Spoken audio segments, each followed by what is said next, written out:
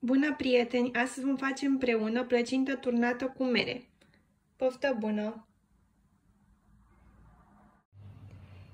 Ingredientele pentru blat sunt următoarele: 4 ouă, 18 linguri de zahăr, un praf de copt, 18 linguri de lapte, 18 linguri de ulei și 24 de linguri de făină.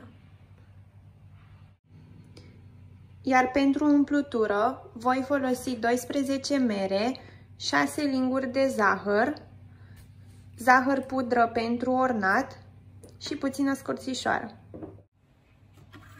Voi începe prin a tăia merele în jumătate și acum le voi da pe răzătoare.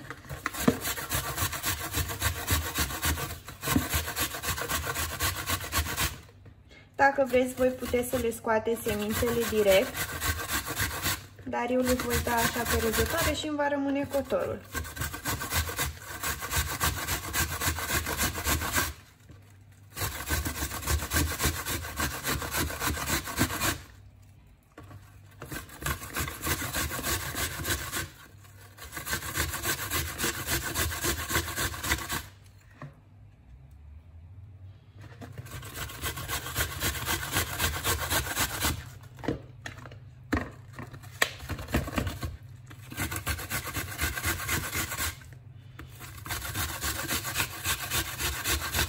Și vom face așa până terminăm toate merele.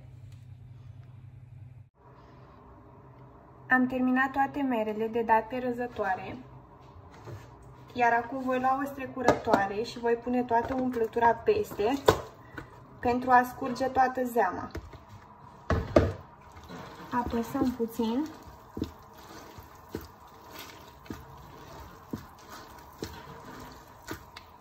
Avem și un bol de desubt pentru a scurge zeama.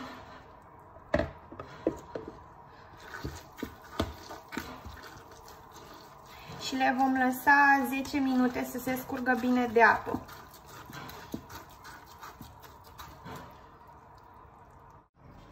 Am dat drumul la foc și acum voi pune merele care s-au scurs după 10 minute.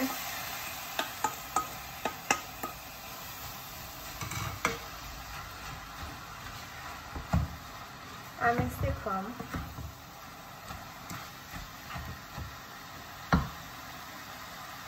Vom pune și cele 6 linguri de zahăr. Și le lăsăm să se călească timp de 10 minute. Iar între timp amestecăm în ele să nu se prindă.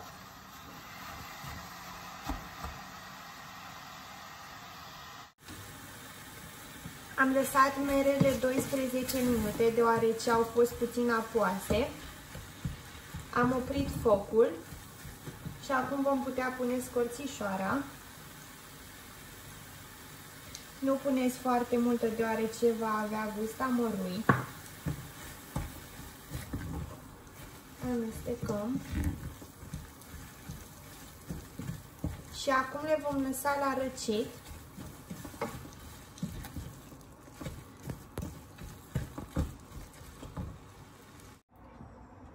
Între timp ce merele se răcesc, vom face blatul și voi pune cele 4 ouă și cele 18 linguri de zahăr în mixer. Eu am un mixer mare, voi puteți folosi și unul mic.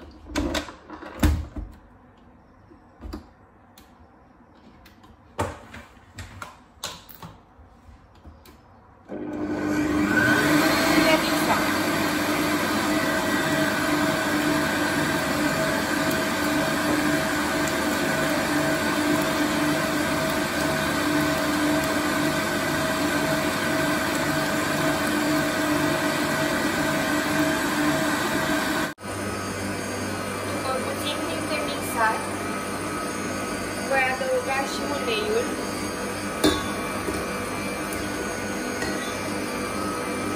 și dăm viteza mai mare.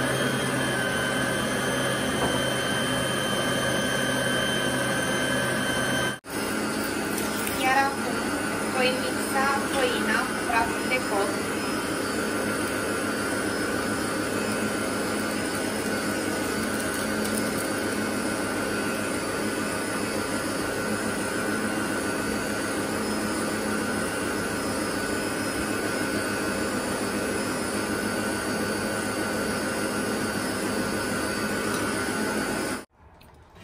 Am mixat ouăle, iar acum vom mixa la viteză mică împreună și vom pune alternativ și din făină și din lapte.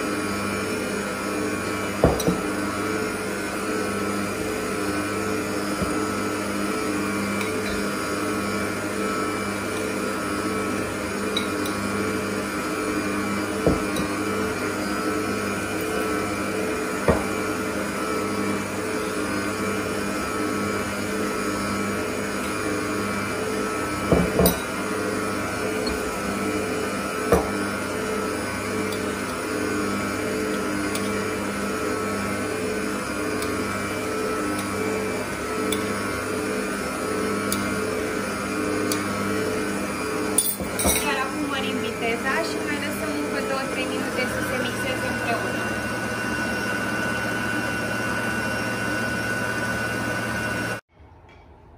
Compoziția este gata, așa trebuie să arate.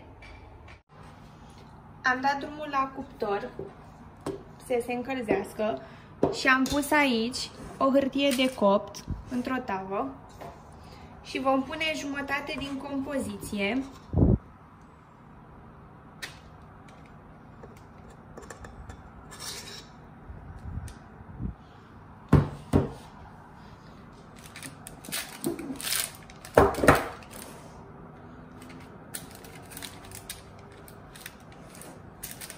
Încercăm să o modelăm puțin.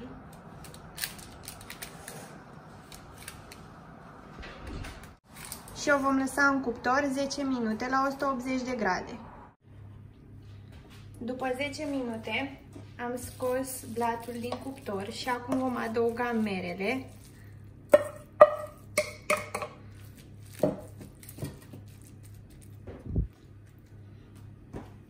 Le vom uniformiza.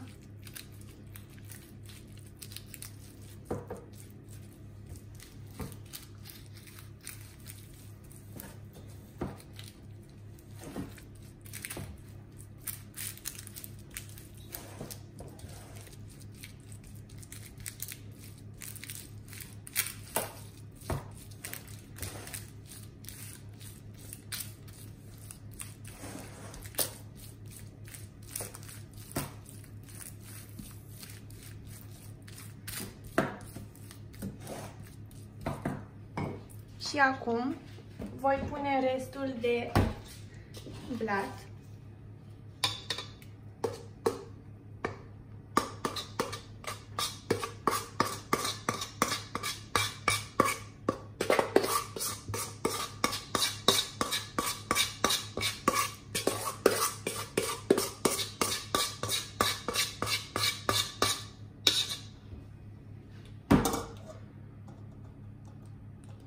Îl întindem peste tot și vom mai lăsa în jur de 25 de minute la cuptor la 180 de grade.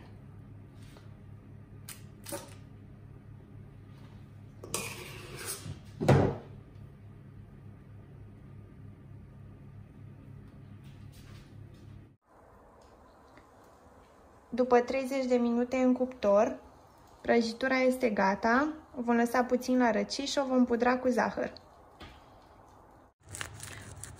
O pudrăm acum cu zahăr.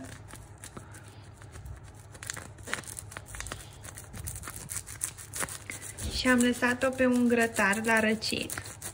O mai lăsăm vreo 5-10 minute să se răcească bine și apoi o tăiem.